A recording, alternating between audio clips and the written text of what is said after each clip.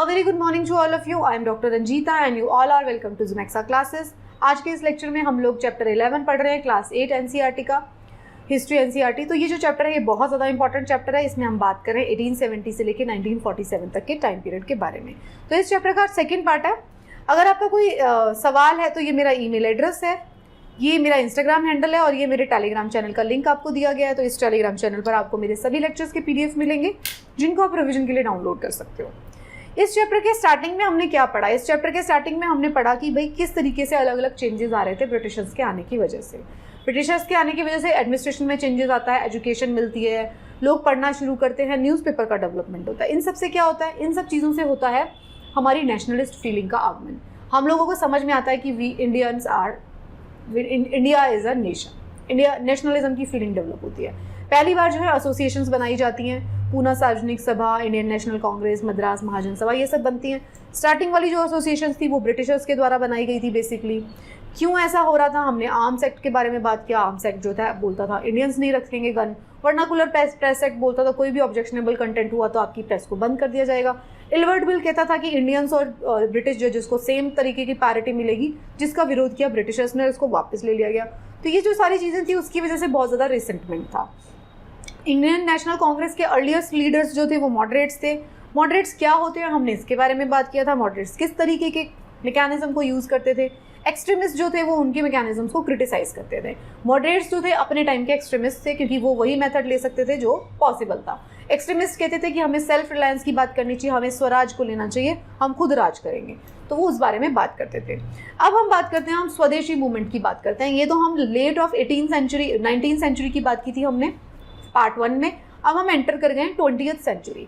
तो 1905 की अगर हम बात करते हैं, स्वदेशी मूवमेंट क्यों स्टार्ट होता है? स्वदेशी मूवमेंट इसलिए था कि भाई स्वदेशी चीज़ों को अपनाइए और विदेशी चीज़ों का बॉयकॉट करिए, ये था स्वदेशी मूवमेंट। तो बंगाल जो था वो सबसे बड़ा प्रोविंस था ब्रिटिशर्स का, जिसके अंदर उड़ीसा भी आता है। तो वायसराय जो कर्जन था उसने 1905 में 1905 में पार्टीशन कर दिया बंगाल का। पार्टीशन करने का कारण क्या था? कर्जन ने क्यों किया था पार्टीशन बंगाल का? तो पार्टीशन करने का सबसे बड़ा कारण ये था क्योंकि बंगाल जो था हब बन गया था।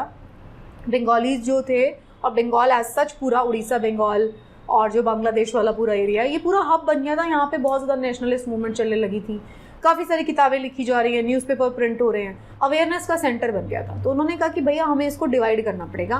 किस लाइन्स पे डिवाइड करेंगे? हिंदू मुस्लिम वाली लाइन्स पे डिवाइड कर देंगे हम इसको। और साथ में बोलेंगे क्या, उनका मोटिव ये था कि बंगाल डिवाइड हो जाए और वहाँ का जो इंटेलिजेंट जो वर्ग है वो डिवाइड हो जाए, ताकि ये मूवमेंट जो है फिजल डाउन कर जाए।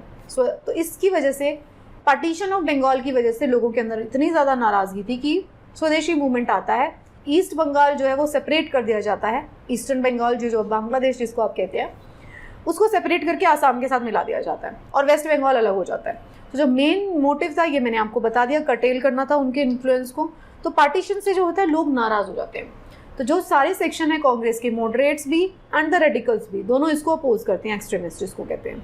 बहुत सारी पब्लिक मीटिंग ली जाती हैं, डिमॉन्स्ट्रेशन की जाती हैं, novel method of mass protest develop किए जाते हैं। स्वदेशी मूवमेंट आता है, वंदे मातरम लोग गाना शुरू कर देते हैं सड़कों पर। और स्वदेशी मूवमेंट में ये कहा, लीडर्स के द्वारा ये कहा जाता है कि आप ब्रिटिश गुड्स को जो है यूज़ करना बंद कर दो।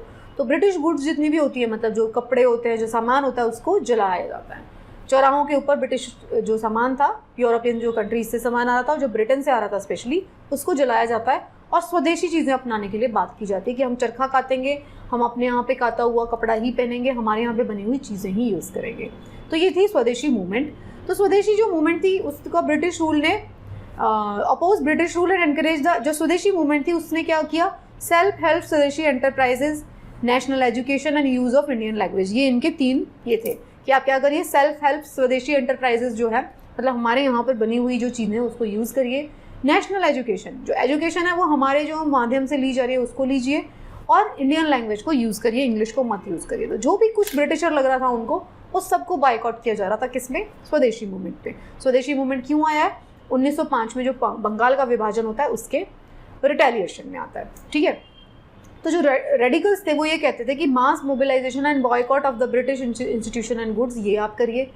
कुछ जो कहते थे, some also suggested revolutionary violence to overthrow the British rule. उस टाइम पे कुछ लोग ये भी थे, क्योंकि रेडिकलिस्ट है, एक्सट्रीमिस्ट है, तो उन्होंने कहा कि भाई हम जो है वायलेंस का यूज़ करते हैं और ब्रिटिशर्स को यहाँ से निकाल फेंकते हैं। अब जो है मुस्लिम जो लीग थी ना 1906 में बनी थी, मुस्लिम लीग, ऑल इंडिया मुस्लिम लीग, ख्वाजा सलीमुल्लाह। अब मैंने उसको आपको बोला कि यहाँ पर अब धीरे धीरे क्या हो रहा है, हिंदू मुस्लिम वाला एलिमेंट आना शुरू हो गया। तो ये जो मुस्लिम लीग के जो फाउंडर है ख्वाजा सलीमुल्लाह, उन्होंने सपोर्ट किया बंगाल के पार्टीशन को और desire separate electorate for Muslim, क्योंकि अभी जो है इस तरीके के फोर्सेस आने लग गए थे कि भाई हिंदूज़ को सारा मिल रहा है, मुस्लिम्स का इतना रिप्रेजेंटेशन नहीं है। तो ये वाली पॉलिटिक्स अब आ चुकी है। 1906 में जो है मुस्लिम लीग की जब स्थापना होती है तो वो जो मुस्लिम लीग है वो ये कहती है कि बंगाल का जो विभाजन हुआ था वो ठीक है, हम उसको एक्सेप्ट करते हैं और हमें सेपरेट इलेक्टोरेट चाहिए मुस्लिम्स के लिए। तो ये डेवलपमेंट भी आपको समझनी पड़ेगी।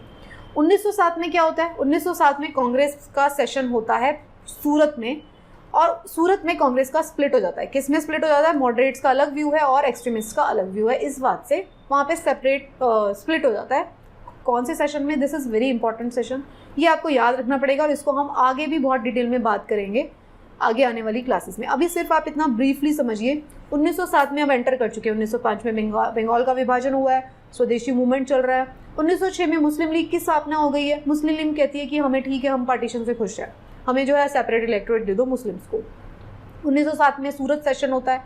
सूरत सेशन में क्या कहा जाता है, एक्सट्रीमिस्ट एंड मॉडरेट्स, इन दोनों के बीच में आपस में झगड़ा हो जाता है। Oppose to the use of boycott and use of force by extremist. Extremist कहते हैं हम फोर्स यूज़ करेंगे तख्ता पलट करने के लिए, मॉडरेट्स कहते हैं अभी राइट टाइम नहीं है, तुम ऐसा मत करो। तो दोनों में डिवीजन आ जाता है। तो जो दो ग्रुप्स जब डिवाइड हुए थे, ये दोबारा रीयूनाइट कब होते हैं, 1915 में। 1915 वाले सेशन में जाके ये रीयूनाइट होते हैं, यहीं पे लिख दिया गया, बट हम 1915 में अलग से बात करेंगे। तो रीयूनियन इनका बाद में हुआ 1915 में। 1907 से लेके सोचिए 7 साल तक ये अलग रहे, एक्सट्रीमिस्ट अलग काम कर रहे हैं, मॉडरेट्स अलग काम कर रहे हैं। तो Congress and the Muslim League signed the Lucknow pact in 1916। फिर 1915 में जब ये साथ आ जाते हैं, उसके बाद 1916 में क्या होता है, कांग्रेस और मुस्लिम लीग भी साथ आ जाती है। 1906 में मुस्लिम लीग बनी थी। मुस्लिम लीग कहती थी कि भाई मुझे पसंद है पार्टीशन, ठीक है, लेकिन 1916 में मुस्लिम लीग और इंडियन नेशनल कांग्रेस दोनों साथ में आ जाते हैं, क्योंकि इतने सालों में उनको समझ में आ गया था कि जो ब्रिटिशर्स हैं वो किसी को भी कुछ नहीं देने वाले हैं, अल्टीमेटली हमें क्या है, अपना खुद का इंडिपेंडेंस हासिल करना पड़ेगा। तो दोनों साथ में मिलकर काम करना शुरू करते हैं 1916 में। ये आप लाला लाजपत राय का फोटो देख सकते हैं, ये रेडिकल ग्रुप के मेंबर हैं, तो ये उनका फाइल पिक्चर है, दिस यू कैन सी। अब हमने क्या देखा, हम कहाँ तक आ चुके हैं, हम आ चुके हैं 1916 में आ गए हम। क्या हुआ है 1916 में, पूना लखनऊ पैक्ट साइन हुआ है। लखनऊ पैक्ट में क्या हो रहा है, लखनऊ पैक्ट में कांग्रेस और मुस्लिम लीग साथ में आ गई। अब क्या हो रहा है, अब नेशनलिज्म जो मूवमेंट है, मास नेशनलिस्ट मूवमेंट जो है, उसकी ग्रोथ हो रही है। तो struggle against British rule gradually become a mass movement, mass movement बन गई है। अब क्या हो रहा है, उस टाइम पे हो रहा है वर्ल्ड वॉर। 1916 वाला जो टाइम पीरियड है, वर्ल्ड वॉर 1 कब हुआ, 1914 में। तो 1914 में वर्ल्ड वॉर स्टार्ट हो गया था।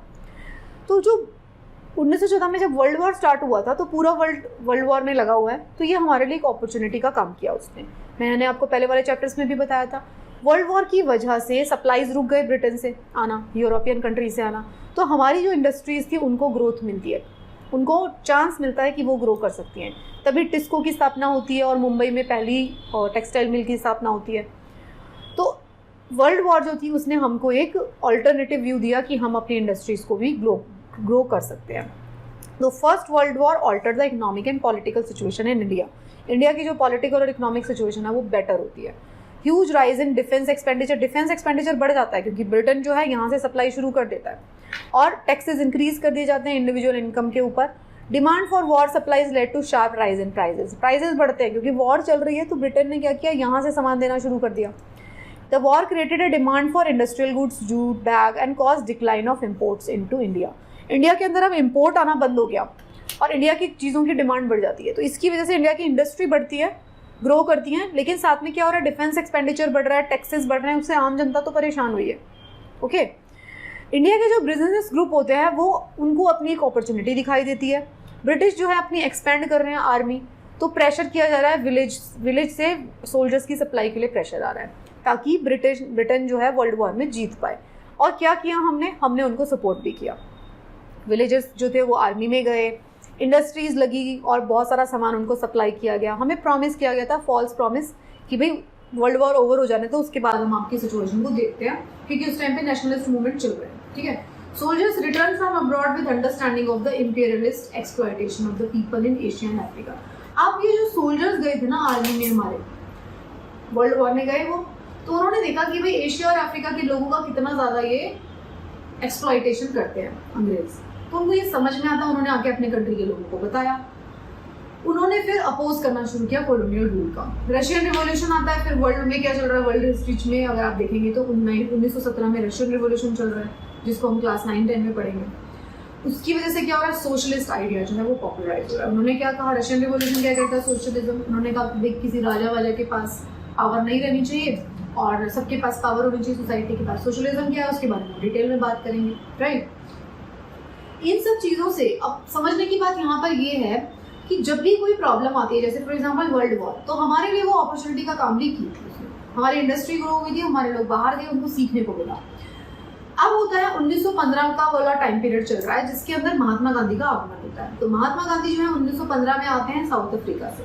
साउथ अफ्रीका से आते हैं तो पहले से जो है महात्मा गांधी के बारे में वर्ल्ड नोन लीडर थे। उन्होंने जो अफ्रीकन के लिए काम कर रहे थे, इंडियंस के लिए जो काम कर रहे थे अफ्रीका में, वो काफ़ी ज़्यादा उसको प्रेज किया गया था। तो गांधी जी ने आके क्या किया, 1917 में चंपारण सत्याग्रह किया, खेड़ा सत्याग्रह 1918 में, और 1918 में ही अहमदाबाद मिल वर्कर्स स्ट्राइक। तो ये सब जो है आते ही गांधी जी ने ये सारी चीज़ें की।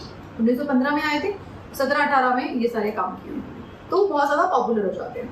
1919 वाला टाइम पीरियड अब आता है। 1919 में क्या हो रहा है, 1919 में हो रहा है रॉलेट सत्याग्रह।